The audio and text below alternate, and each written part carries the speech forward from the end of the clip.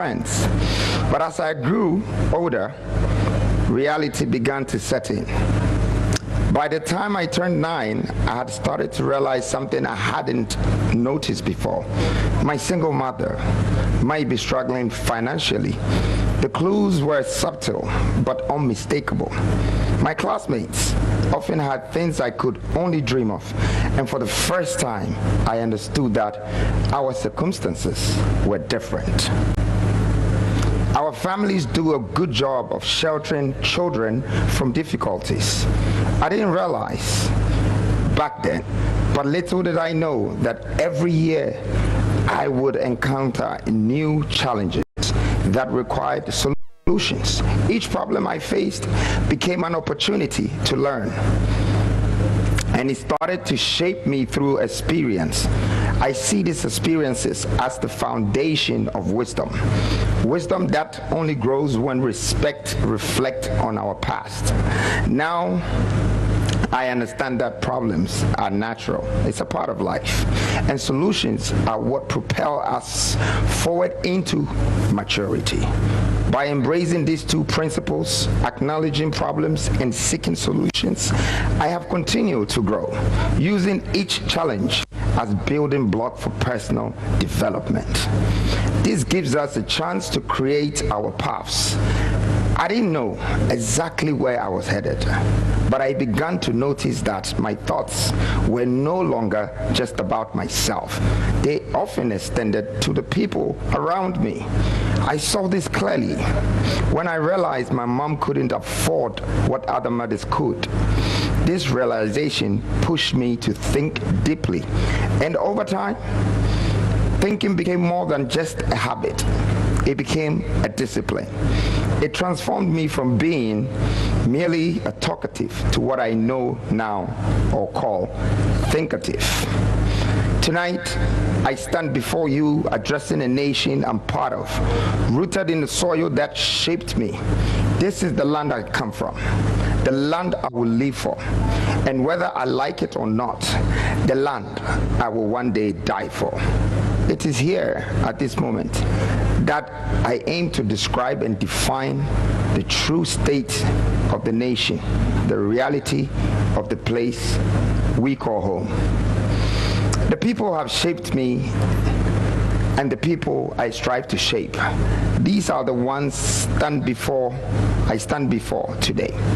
These are my people, the ones who define me as much as I hope to define them. What brought me here?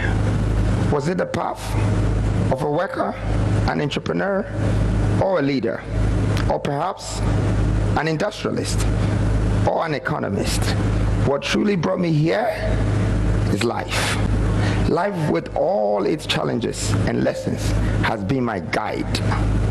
And over time, I have grown not just into a man, but also into a father, a husband, and ultimately a leader. I've come to realize that my responsibilities extend far beyond the shelter where I was raised. They transcend into the nation I call home. This understanding has me, or maybe I don't merely have a job, but it has shown me true understanding that my job is that I have a vision.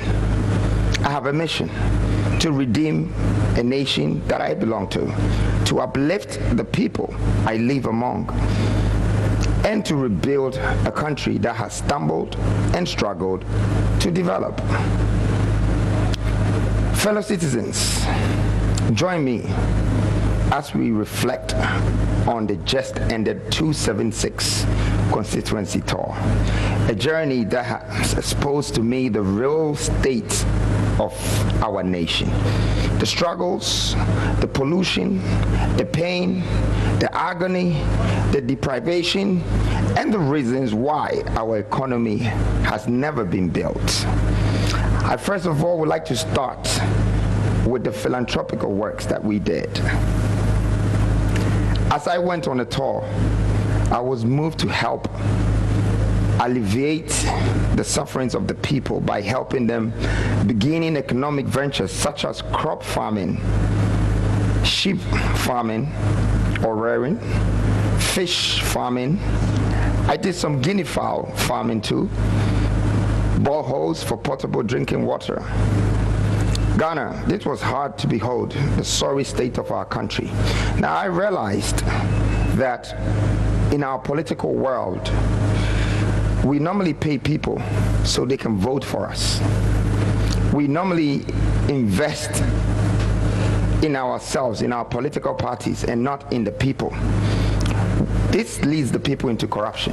I thought that I could change the political narrative by using the 276 constituency tool to actually harness the people and the way they live and bring their hope back. So I invested the money that I will use for most of the billboards and flags and so many other things and paying people to pay to vote for me rather into the people. And we ended up giving bicycles. We ended up giving families farms, sheep farming, so they can start creating their own business. You know, we did a lot of fish farming in Adan. Was very interesting to see that 2,000 fishes can become 100,000 one day for people to live on. You know, we did coconut farming, we did avocado, a lot of things. But that was because of the situation of this country. Out of the 276 constituencies, I was surprised. And I'm about to share with you that I have seen what a lot haven't seen. Let me now lead you into some of the challenges, the opportunities I saw in some of the regions too. Let me start from Eastern. I left Accra, and the first region was Eastern, where my tour really began. I visited Nsawam at Duajiri constituency, and that's where I found a village called Opari Krom. That was where I met my new friend, George, an 80-year-old blind man who have, or should I say, visibly impaired, pardon me, who lived in this particular home for 65 years without electricity. He actually attended the same school, primary school, with the late Jerry John Rawlings, our president. May he so rest in peace. Right there, the level of social inequality became apparent to me. In the Eastern region, I found the potential of the Afram Plains as a place capable of feeding the entire continent of Africa. Meanwhile, the people of Afram Plains, north and south, live in an abject poverty with close to no hope of prosperity. I always believe that if we turn each region around, like we said in our 12 pillars, each region will contribute to the success of our economy. So for me, Eastern region, where you have Kwawu, you have Koforidia, you have Diamond, you have all of this, but the people are jobless, was my first warning in a tour. But I was yet to wait to see more of what is going to happen. Now moving to Ashanti region was after I left the Eastern. I went to Ashanti region and Bono region. Ashanti region is by far maybe, I stand to be corrected, the region with the most constituencies, meaning that it could be the biggest region, if I'm correct. And it has a lot of potential. In farming, in mining, Ashanti region is worth billions of dollars. But we saw a lot of poverty within the regions. And you can see the development in Ashanti region. I thought that without industrialization, without helping these people to know what cocoa can do, it's going to be very difficult for them to be built again as a constituency becoming a state or a mini city to feed their people. I also saw a lot of potential, enormous potential avenues. I mean, River Pra and Tano, it's some of the biggest rivers in this country. I know you remember when I say I'm going to bring the sea to Kumasi. Well, that's exactly where it has to come from. bringing it from price already into the sea. So it's a matter of dredging it and letting it go into Kumasi and letting the sea come in there. But not for just leisure. It will be for logistics. It will be for irrigation. It will be for a lot of things. This will to control a third of the 4.7 trillion economic output.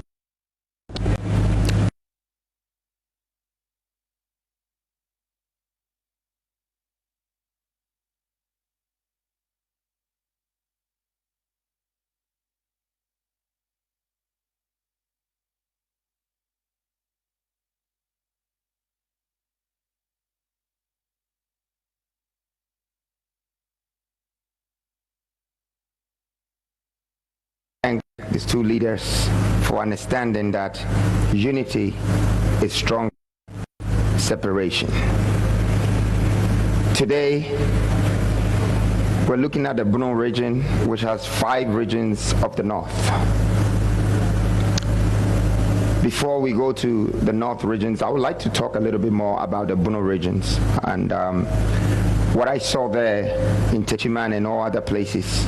When I combine it with Ashanti, I know that the two can really help Ghana to revive its economy again. Before I go on, I would like to comment on all the women in the north. They have held these regions down.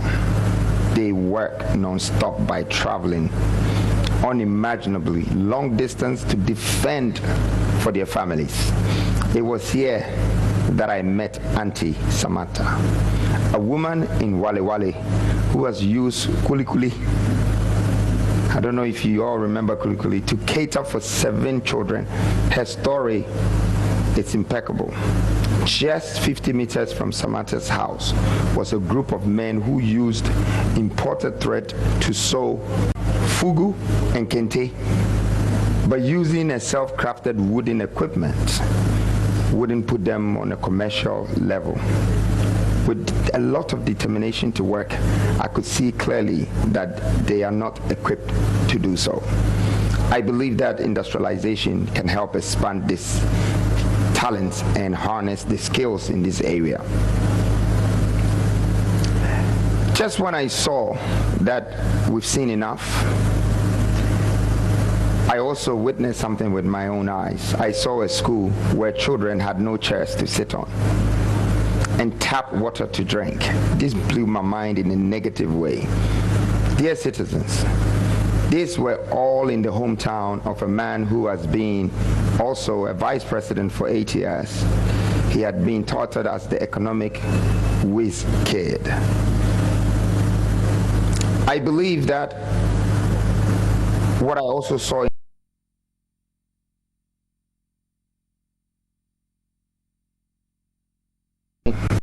donate a borehole for people to get clean water to drink. This is where I met a kid that was fetching water from the same color as the Galamsey water, and I was wondering what they were going to use it for, but that was for drinking.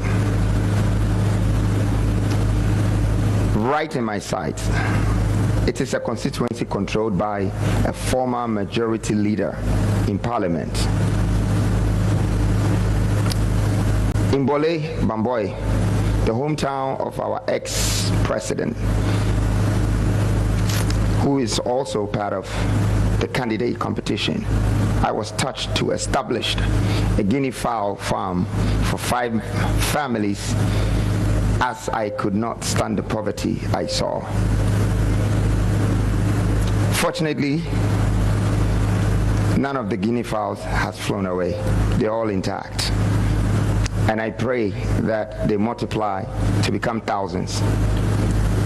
Like Bole, I didn't leave the other deprived communities without a project.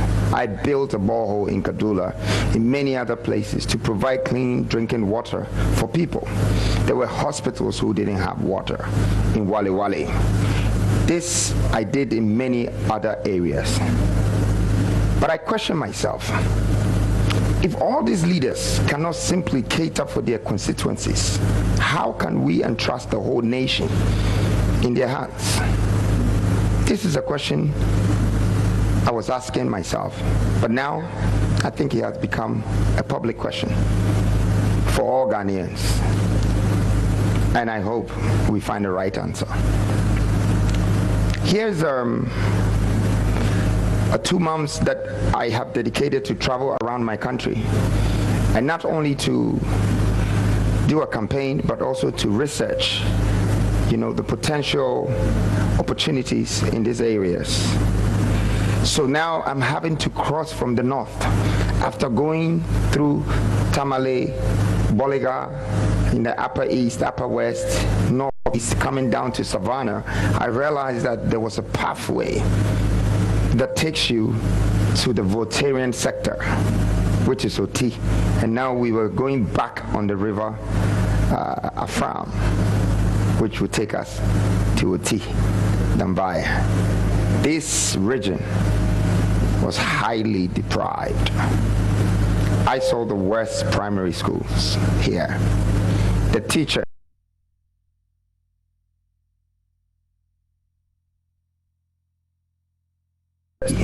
the kids, the children, they all sat on the floor and there were no chairs. Now I wish that I have videos of this, and I would have loved Ghana to see this state. I don't know if it's so horrifying, reasons why my team is not showing, but this was very disturbing in Dambai.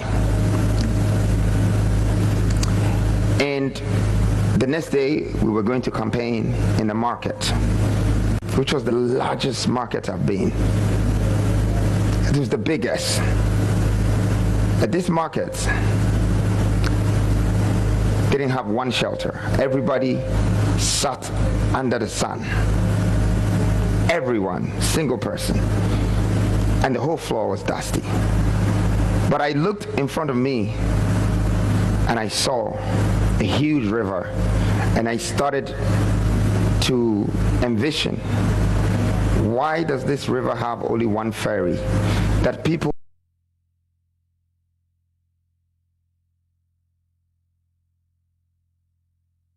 sudden, my anger kind of quenched my hunger for Dambai. I realized that this is a huge potential, a huge opportunity that we can actually, based on our cross-border water transportation, we can turn the Dambai market into factories and manufacturing spaces and add the market into it and have over 12 ferries on the same river that can feed everywhere along the nation.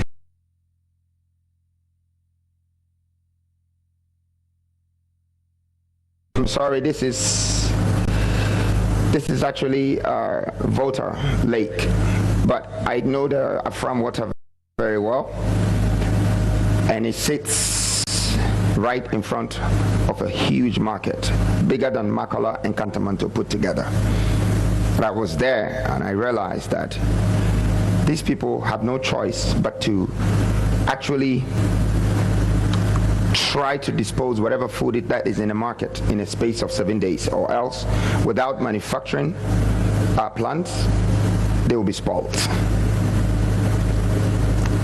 Now I had to move from there after crossing from Dambai and visiting Jasikain and all the communities in these constituencies.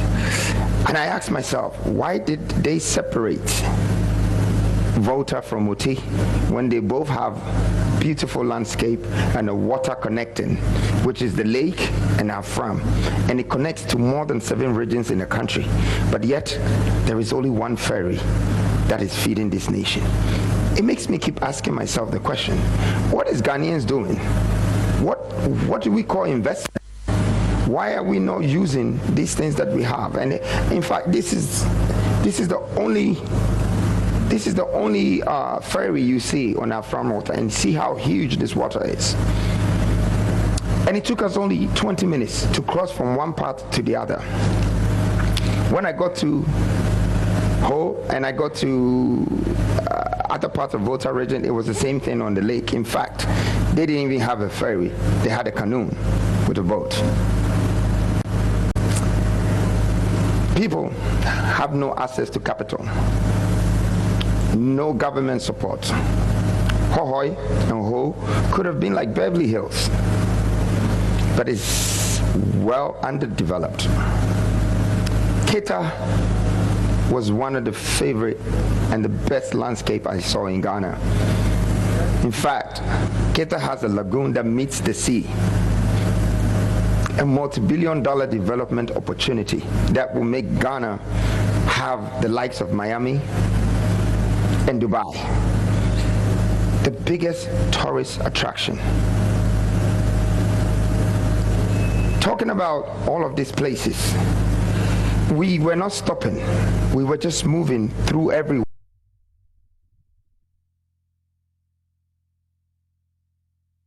It was the Western and the Western North. The Western North and the Western. Prestia, Takwa, Asangrogwa, yes, and Wasa Ekropon. Some of the names I've forgotten, please pardon me, but it was a lot of names. But I remember Wasa Ekropon very well. Prestia, we had over 5,000 youth, facing us, looking for opportunity, and they were expecting us. I can never, forget that very moment, how we were welcomed. But the thing is, we drove over 2 hours on untarred road. We saw that the largest gold mines owned by foreigners were situated in these areas. But worse roads, highly polluted environment.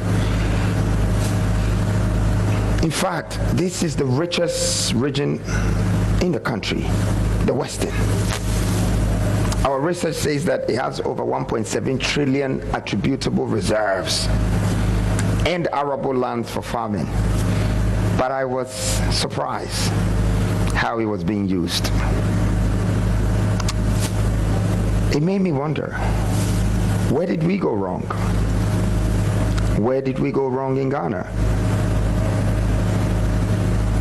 Now, I came to Central Region, and now I'm in Accra. Central Region, I did see one of the best palaces in Africa, in Central Region. But I believe that the value in Central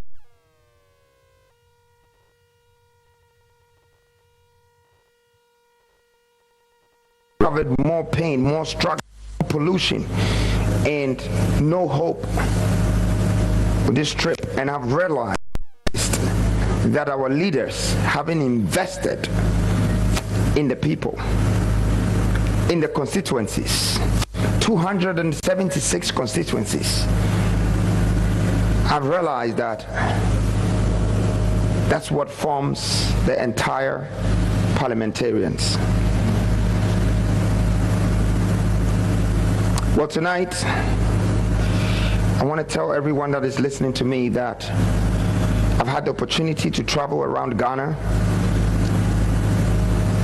and I've had the chance to see what we live for and how bad we have treated our people. And that did not bring me down, but rather it inspired me and made me realize that we have work to do. It doesn't matter. And I'm not here to bring down any party in the past. And I'm not here to also talk about the past that we've done wrong. I'm here to talk about the best of solution for us to go forward, to be able to build our nation and give opportunity equally to the citizens of this country. I believe that they also deserve a fair share of their own equity. The new force, we stand for these priorities, to empower people and to create jobs for them. On that note, fellow citizens, in the next 48 hours, a few of us will be going to the polls. Our bold security officers, our dedicated ambulance service workers, the customs service, the prisons, the immigration, and the Ghana Armed Forces shall be exercising their franchise. I want to first of all thank them wholeheartedly for their dedication to this nation. I have personally been a big beneficiary of the selflessness the police service and the army this year, but I am saddened by your mere salary, poor pensions and benefits, poor accommodations. During my policy lunch in September, I spoke to you about the SNIT revolution, which is part of the 12 pillars. You can access it. A total restructuring of the SNIT into a state insurance corporation that allows you to make claims after 5 years. These claims can be made against your accommodation, your health, and your children's education, or even yourself. I've also told you about my commitment to increasing your salaries drastically by ushering you all into the 16th regional industrial revolution. I know this salary is not enough until it moves from low income to mid income. Our economy cannot be sustained. I want you soldiers to manufacture your own uniforms and also the uniforms for the police of this country, and because of that, and be the CEOs of the manufacturing that I will introduce into these governmental institutions. Construction companies, the army, the defense center can help, the police center can help. I want you to be a part of the economic development of this nation and not just security officers. Under my leadership, there will be many other avenues for you to generate extra revenue, income, so that you will not be forced to be puppets of any ruling government, but truly serve the national interest. Lastly, I want you to have what you truly deserve when you go for peacekeeping. You receive some of the smallest stipends in Africa, and I'm going to end that. Now to our media men and journalists, I appreciate your efforts. Yes, I know the extent to which some media houses and platforms have gone to block my messages, stifle my policies, withhold my videos from being aired, and perhaps taking money to work against me. But I still empathize with you. Your power has been taken from you by mere politicians. The very foundation of your institution has been broken. You should have been the voice of the people, but they turned you into the voice of politicians. I want to tell you that you control the sentiments of the people, and that is a very delicate position. You are the press, and you decide for the president. Kindly do not mislead or misinform people. The media should rise above all the controls of politicians and commercial interest and ensure that we work to save our nation together. I will see and ensure to it that we expand your industry so you can create revenues from other avenues as well. My message to the disabilities, my brothers and sisters, you have been victims of motor accidents, misdiagnosis, or have been born with some deformities. They call you disabled. I call you differently abled. I'm a man of action. I empathize with you. You have seen what I've done for blind friend of mine, Brown, who has sponsored to become a journalist. You have seen a set of business I've set up for my friends. They call one leg, a man who battled with weak limbs but has now built his own house and business through Uber. I come with equity, equality, and empowerment. And I want to wish all you special people that are voting, well, that it's time that we vote wisely to determine the future of our country. And it's no more time for us to vote based on parties. Let's stand for our nation and our country. This gives me the chance, after the 276, maybe talk about parliamentary procedures. Fellow citizens, many people have asked me how I would work with no MPs on my side in Parliament. I chose not to answer it publicly. Today, I am going to. In fact, or should I say, as a matter of fact, this is a unique opportunity for us to unite the nation and to work in the national interest. I realized when I was doing the 276 that every single constituency that has an MP who makes the laws for this constituency has not seen to it the laws being effective. And that's why all the constituencies were undeveloped. These are the same people that are our parliamentarians. But I have no problem with that. The good thing is, today we might have 276 parliamentarians. If one party wins, their parliamentarian stands behind them, and the other one fights them. But here's the unique opportunity that I'm about to share with Ghanaians in the position that I stand in today as New Force. Have you ever thought of if Ghana had a third party to stand up against this duopoly, and one becomes a president, and the two duopolies also become a parliamentarian members? We will have no choice, but for the sake of Ghana, we would have the bargaining chip to come together to do what is right for Ghana, more so than our suggestions being leaned onto one side. If one party wins, then their parliamentarians are supporting them and fighting the other one. We have faced this problem for over 32 years. My point that I'm making is, as a young man, I'm not here to fight my elders, but I'm here to add value to the society I belong to. This is an opportunity that we have, a bargaining chip,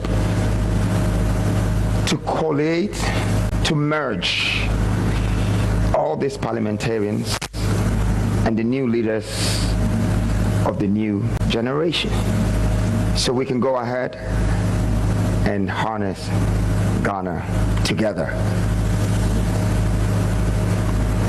Well, I like to say that with all this being said, I have a surprise for Ghanaians. Often, one would have expected it to be me unveiling another character from the new six. Fortunately and unfortunately, not tonight. I'm not unveiling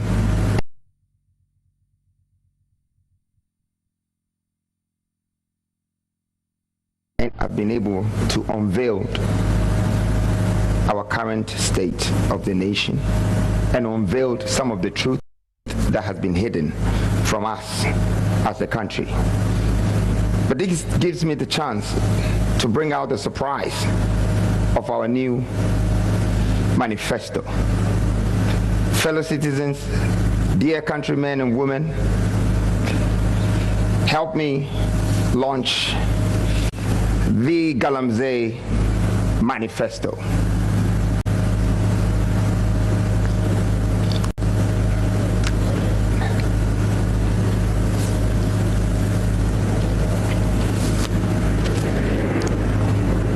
But if you just give me a second, I want to launch it. Ghanaian, we can launch it. I will. Just 5 seconds.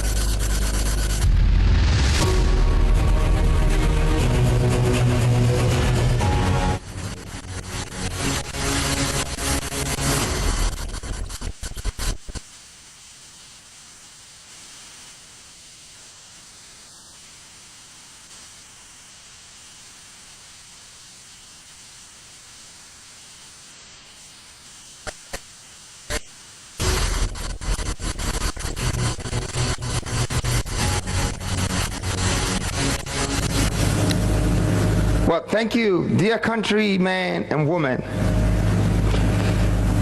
On my tour, going around this country, what really broke my heart the most was seeing our lands and waters completely destroyed without shame. The use of state machinery to protect the perpetrators of this and the looming danger that beholds Ghanaians living in this community and the entire nation as a whole. Dear citizens, we have an emergency. This has led me to find a solution, the only viable solution, without which we can never overcome the situation. I may now present to you the Galamsey manifesto. For me, I see yesterday's problem becoming tomorrow's opportunity. In the 60s, Lee Kuan Yew of Singapore turned the water problem of Singapore into a national asset. And that changed the entire Singapore. That was maybe close to 70 years ago. He was the first prime minister in 1959, just around the same time as Kwame Nkrumah. They all started together. Today, Singapore is one of the best countries, well developed in the world. And it all came from the Singapore Enterprise Industrial Team, developing the entire nation. I have a vision, and this vision to turn Ghana better than some of the witness countries that has been built in the last century. I'm very proud of mentors and leaders like this. Well, let's get back to their manifesto. Why did I decide to do a manifesto for Galamsey? Because I wanted to give you a national asset, not just the 12 pillars that will rebuild the building as Ghana, but I also wanted to give you the inside information, the solutions to do what Lee Kuan Yew did for his people and for his country, by turning his problems or his crisis into an opportunity and letting that become a national development that will be globally recognized and appreciated. My vision is to do that for Ghana and go beyond the borders of Ghana and help Africa. I believe we Africans deserve better. We deserve more. We deserve to do what the Western world, Asia world, and many other continents on this planet Earth are doing. So, let me start by introducing the people that caused the problem and how the problem was caused. They said the only way to have the best solution for a problem is to go back to the roots of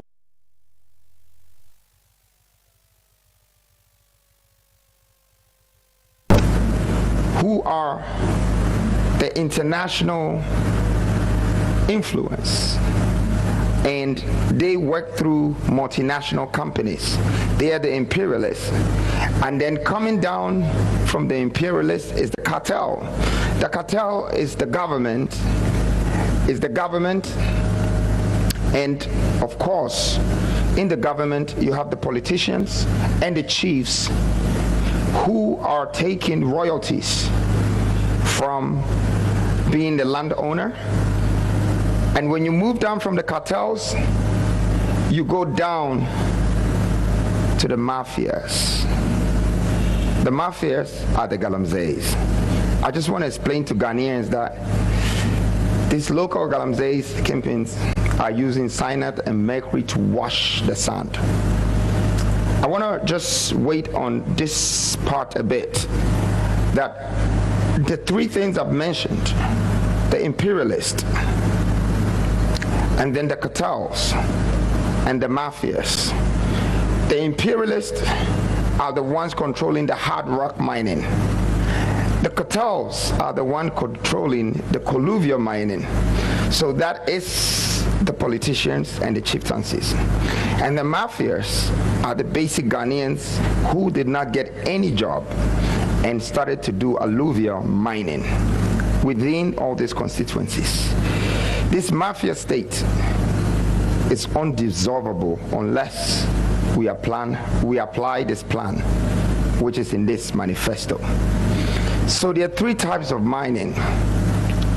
You have the hard rock mining, which comes from upstream mining. And then you have the colluvial mining, which comes from midstream. Then you have the alluvial mining, which comes from low stream. I would like to say that these three things is just like how we take oil from the water as crude oil, and then we refine it in a refinery as refinery process, and then bring it to low oil market companies to sell the fuel. That's the same thing that is happening in the mining world, but this time it's destroying our country because of the process. So I know what I'm saying is it's not going to be likely for people, but this manifesto is the only thing that will save this nation, because I can see the opportunity, the vision of Ghana becoming the star of Africa, the powerhouse, if we can go into hard rock mining ourselves and start to create reserves. If we can go into colluvial ourselves and alluvial. So that brings me to a solution, and it's called, the solution will be based on investment and development. Well, I'd like to start by an investment that I have as a vision for the country, which is water purification. This water purification, all our water bodies in this country, completely destroyed. Now, the water purification, together with the plants of recycling, will cost us 4.5 billion to purify all the water. And if we don't, we are destroying the lands.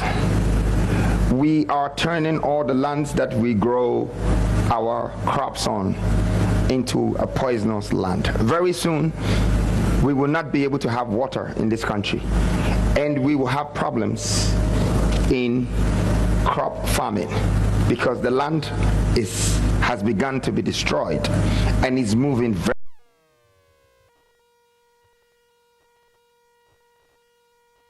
I was just showing you 4.5 billion, and the returns of this investment in 10 years is going to give us 32.1 billion, which is 200 tons of gold. Up to date, Ghana, we still don't have that gold in our reserves. We had 7 point something tons, and recently they said a few has been added. Whether over 10, I'm yet to find out. But 200 tons secures you 32 point something billion sitting as our reserves in 10 years, just by this investment. But there is more to this investment that is coming. We are going to use this investment as purifying the water with extra plants. Guys, I think you have the plants, so if you can show the plants. The plants, I would like the plants are here. So these plants are going to do three things. It's going to take the water, it's going to purify the water, and then it's going to extract the poison out of it, which is cyanide and mercury. But here's an interesting thing that we found. We did the research and realized that once you are able to extract the cyanide, you can turn it to ammonia. Ammonia means you're going into the process of urea, and urea is fertilizer. Currently, we import fertilizers for all farmers.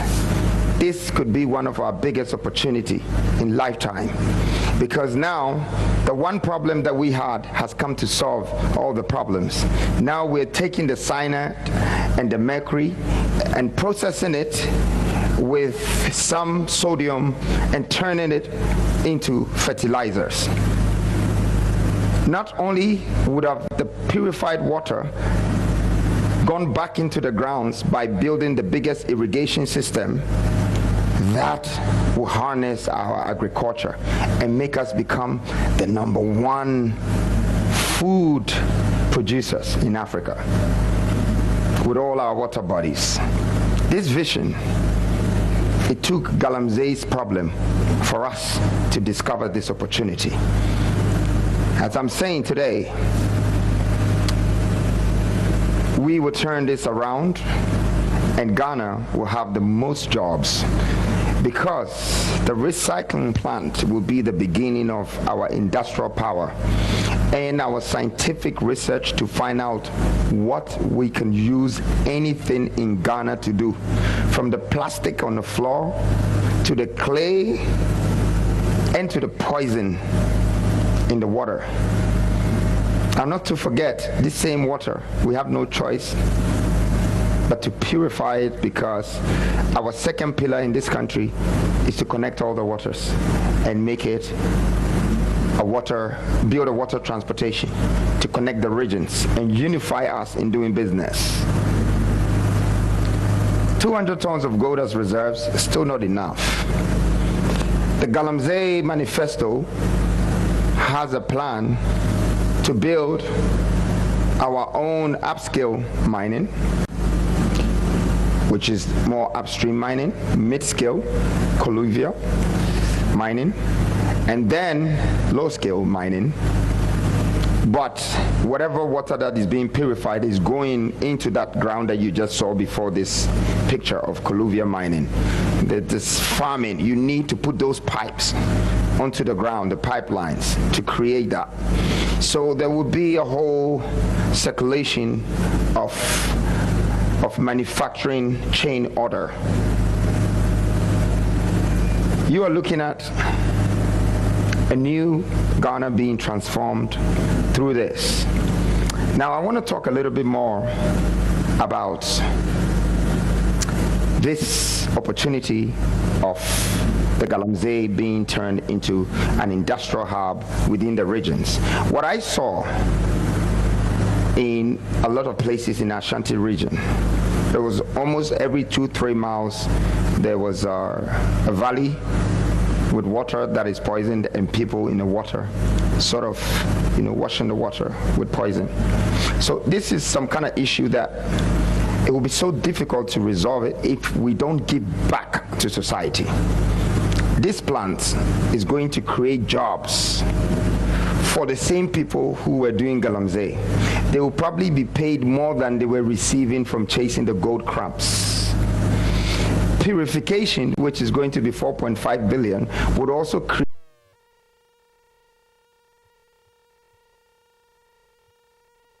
the 4.5 billion would be payment that will go back onto Ghanaians as workers, whilst we turn that into billions of dollars. You saw it yourself, 32.1.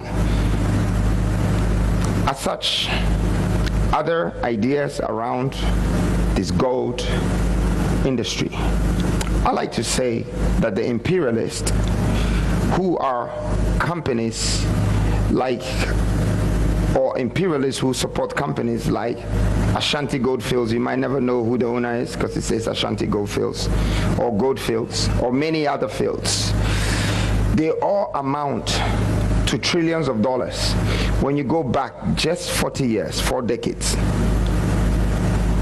In 8 to 9 regions, this amount of wealth has been extracted. We decided to do a bit of research and not investigate them, but it's public information to find out more. How are these people surviving and investing in our country and digging a hole, cracking a mountain, taking all the gold out and not even covering it? I'm sure you saw it in my presentation for the Galamsey Part 2 video. who is sponsoring them. I realize that most of these companies are also getting fund from financial institutions like IMF. My vision, my mission is to write off our debt with IMF,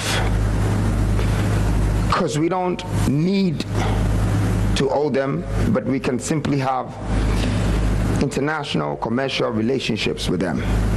If they're interested in gold, they can definitely buy from us once we produce it ourselves. And not to say that we don't want any foreigner to also mine here, but we just don't want any foreigner to extract from here, and we don't get the skill set. That's why we're still washing our waters with sand, looking for gold crumbs. Why? The top people, they go straight to the rock, determine where the gold is, put the machines up, cut, and take the value out straight away. When we try to get value, we destroy the whole country. This tells me that we don't have the skill set, and our mindset for creating wealth is still slavery. You can see it there, because we are digging the soil and washing it with our hands. They are using machines to excavate, to crack into our stones. I stand here today because industrialization is the only way out for us as a nation to build ourselves. If we don't put this in place, and I don't just have to be president to do that, but I'm already on a mission to make sure that this is accomplished for Ghana and for the rest of African countries. We live by machines. We wake up in the morning and iron our clothes with machines. We are on the phone, it's a machine. We drive to work, it's a machine. None of these machines that we can build, and none of these machines that we are using. Over the tour in the 276, I realized that the most markets were on the roadside, and the most businesses were in the bush, where someone is excavating or moving the earth and extracting the wealth that we go back to either the IMFs or the World Bank to borrow for our economy. Well, Ghana, I'd like to say this to you before I come to an end with my closing remarks, that we cannot borrow money.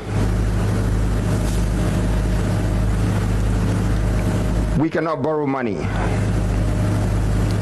and fix our lands with it and pay our workers with it. We can only create wealth from what we have, from what belongs to us.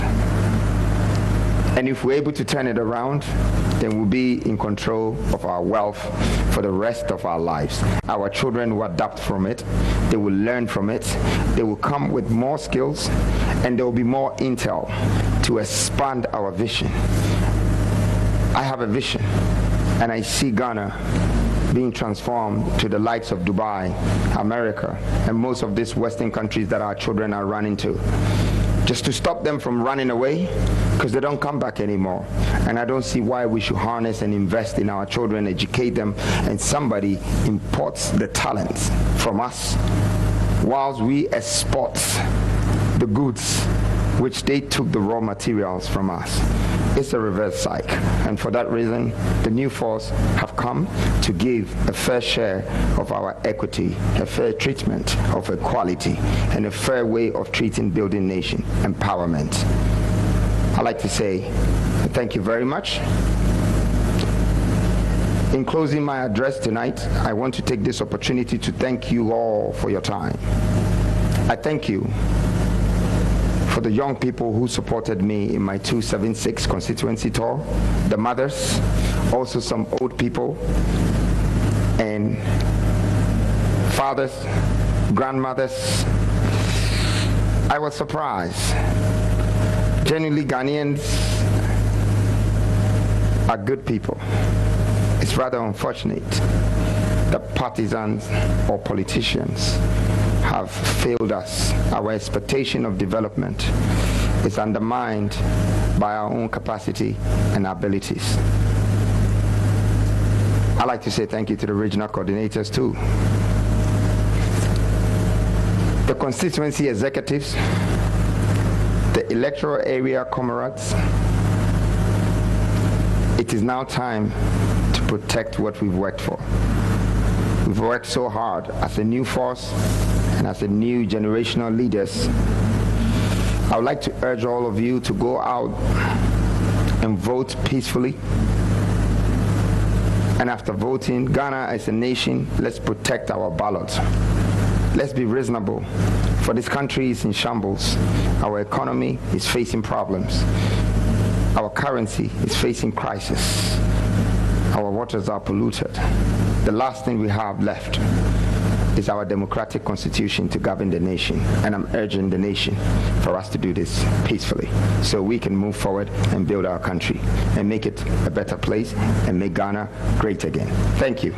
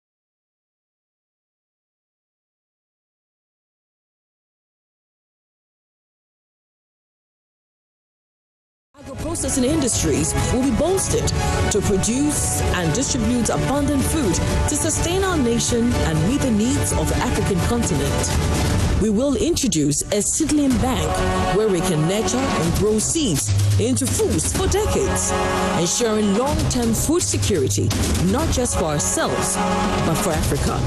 Reserves will build our stocks, reserves will guarantee our wealth, and reserves will feed our needs.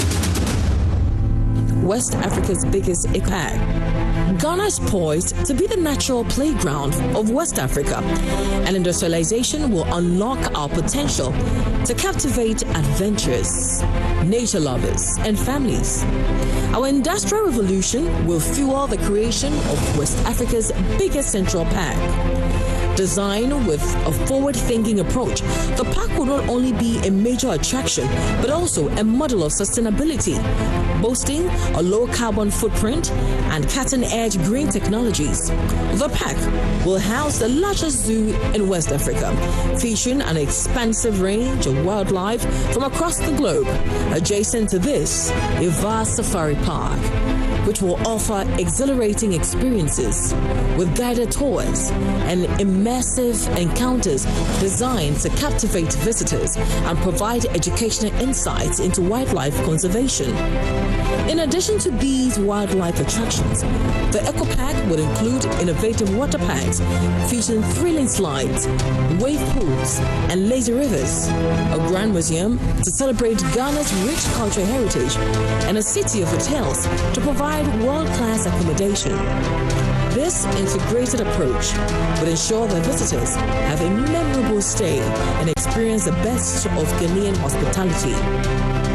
To see this ecopark attracting Europeans, Americans, and Asians to Ghana, to witness our greatness and marvel at our ingenuity. At Tumasa Forest, the nature reserve for this project will transform into a living, breathing symbol of our tourism power, showcasing our potential in every attraction and building we construct at the ecopark. This project is non-negotiable. Ghana must own its development, generating over $1 million a day. Tens of thousands of jobs will be created, with revenues reinvested into our industrial hubs, forging a relentless cycle of production, distribution, and tourism. Energy City and Technology Hub. The process of industrialization demands immense energy to feed its growth. We believe that an industrialized Ghana can become the epicenter of energy efficiency and technological advancements in Africa. Central to the energy strategy is the integration of various renewable energy resources. Hydropower will leverage the country's abundant water resources to generate electricity sustainably. Solar power, tapping into the high levels of sunlight, will be crucial for both rural and urban areas, reducing the reliance on traditional power sources. Wind power will harness the coastal and inland wind currents to provide a steady supply of renewable energy. Thermal power, utilizing geothermal and other heat-based technologies, will add another layer of reliability. Lithium-based energy storage will ensure that surplus energy generated during peak production times is stored efficiently for use during periods of high demands or low production. In addition, the integration of nuclear power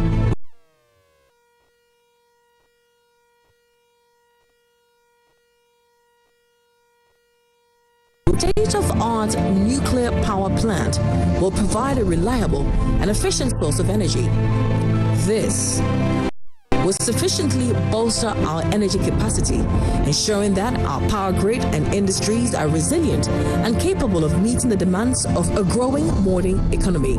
On the technology front, we will create a comprehensive hub for technology, leveraging our own resources and reserves for manufacturing and production, focusing on a wide range of products from consumer electronics to industrial machinery, ensuring that the country meets both domestic needs and international market demands.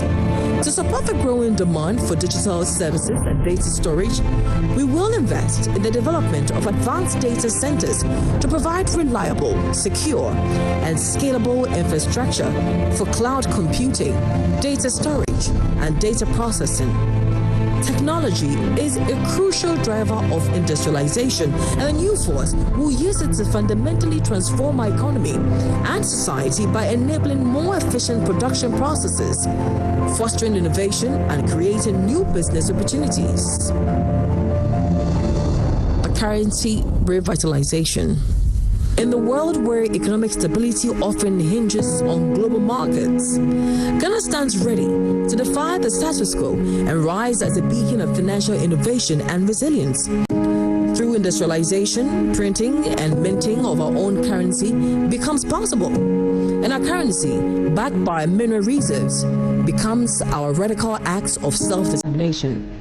The fires of our industrial revolution will forge the means to extract and process our vast mineral reserves, backing a currency with undeniably tangible wealth. This radical approach insulates our currency from the volatile tides of global markets, grounding its value in the bedrock of our nation's resources, making it the de facto reserve currency for Africa. This way, Ghana ceases to be a pawn in the global economic game, and we become the architects of our own destiny, where our currency commands respect and power. As we seek to establish a strong currency backed by our abundant mineral reserves, the development and strategic deployment of human capital are crucial for achieving and sustaining this vision. Currency should be viewed not merely as a financial instrument, but as a reflection of an investment in human capital. The strength and stability of an economy are deeply connected to the quality and development of a nation's workforce. By recognizing this relationship, we will adopt more holistic economic strategies that focuses on enhancing human capital as a means to improve economic outcomes and ensure currency stability. We will allocate resources to expand and improve educational programs, including primary, secondary, and high-level education, with a focus on areas critical to economic development, such as mining, industrial engineering, and financial management. For new force, intend to invest in vocational and technical training to equip the workforce with skills relevant to key industries and support training programs that addresses current and future skills gaps to enhance productivity and innovation. Our commitment to harnessing the full power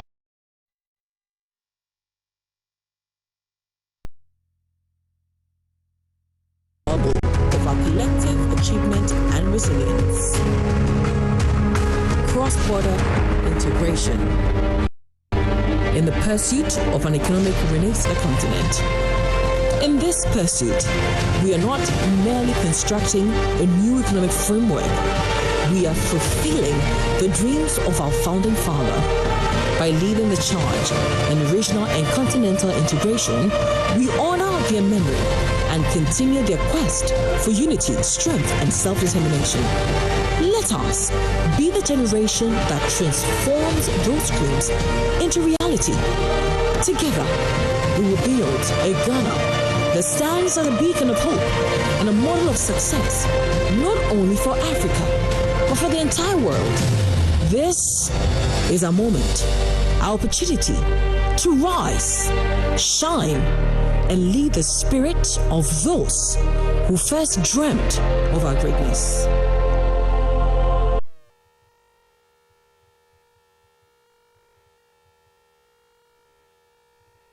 Bia hwe ensuo nani na hwe faye sika papa sika kokko empefi tie fie di say ensuo nyina no e sika bone en dey say ensuo. This is part 2 of the documentary on Galamsey by Nana Kwame Bediako, the leader of the new force.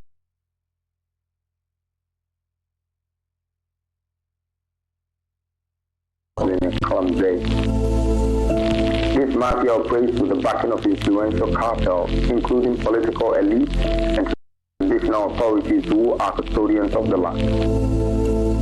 It is clear that the government plays a significant role in this system by issuing licenses to small-scale, medium-scale, and large-scale miners. This operation spans different types of mining, ranging from hard rock mining to colluvial mining and alluvial mining. Alluvial mining is particularly devastating to our environment. The cyanide used to extract gold seeps into the soil, contaminating water bodies and posing severe threat to both ecosystems and human health.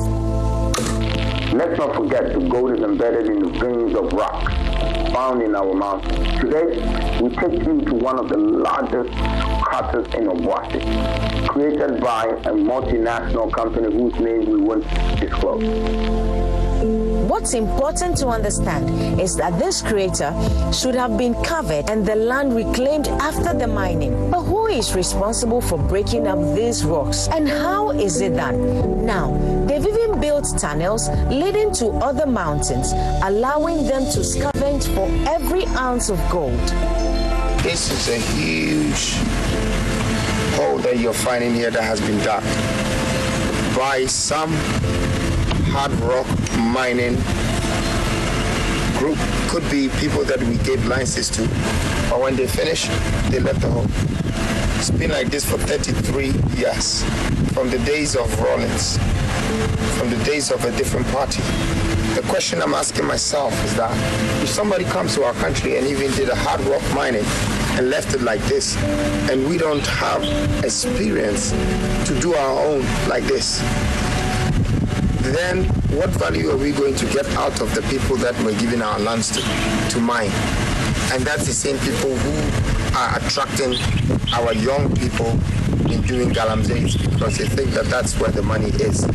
We want to tell you that the wealth from this single crater could have transformed the region, building 10 hospitals, 10 universities, 10 cooperative businesses, and still leaving billions for the economy.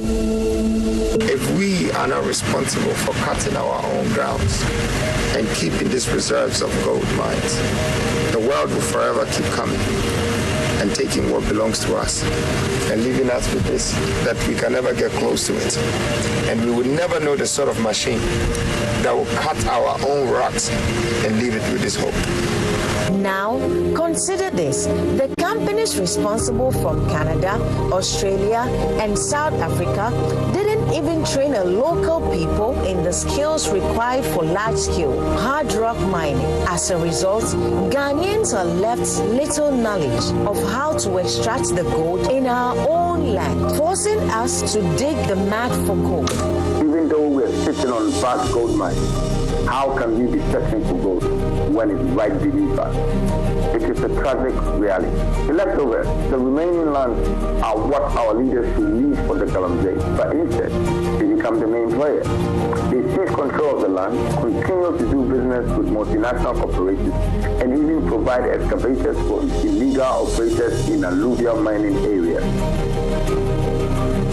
No one in Ghana has ever invested hundreds of millions of dollars